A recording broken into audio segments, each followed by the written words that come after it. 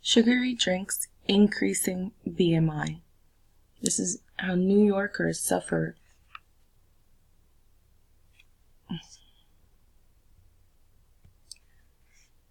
This data set was regarding sugary drinks increasing the body mass index, or BMI, in the residents of New York City. Now here we see a table with the database or data set that was collected for all 50 states but then cleaned up and showing only the New York City residents. The individuals in this study were of 18 years of age and older. We calculated the BMI showing the normal range, overweight, and obese. The individuals also were broken down into other subcategories such as sex, age, race, education, income, whether they partaked in physical activity, any history of cardiovascular disease, or ever having a diagnosis of diabetes. In this table, we do see some significant findings where on the top with normal range, or people that did not have overweight issues, how many drinks they consumed in an average week.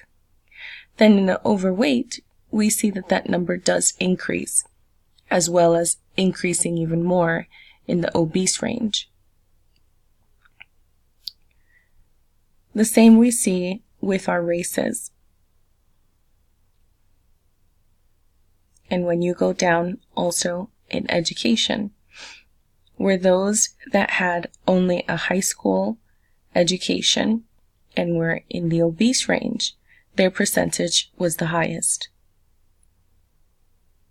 When we look at the income as well, because it seems that with sugary drinks, the higher the income, the more ability and access to sugary drinks. Now when we go down to the next table, the correlation between these are not as significant, or at least you don't see it in this table, where the p-value you don't see at 1 or greater than 1. So we don't believe or see that there is a correlation between sugary drinks and obesity.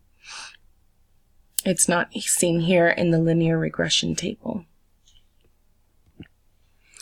Now, sugar intake in the drinks, as you can see here, can actually be very high depending on what it is that you drink.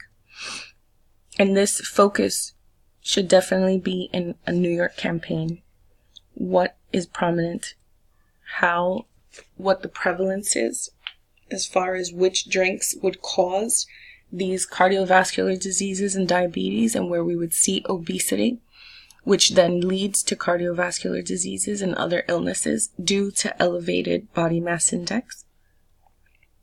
The campaign should include not only what the alternatives should be, but first starting with what the issues are, how harmful sugary drinks really are, how they can cause hormonal imbalances, how they put a person at higher risk of cancer in cardiovascular disease, and even studies have shown that the sleep duration and sleep disorders can be linked to sugary drinks, where it makes it difficult for someone to stay asleep or to go to sleep. Then from there, the alternative campaign for residents' education on sugary drinks, what the alternatives should be, such as plain water, but also seltzer water, or herb or fruit-infused water.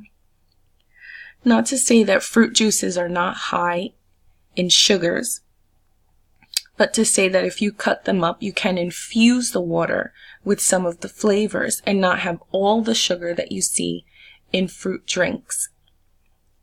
But always stating that the best option would be water. And here are the references. Thank you for your time.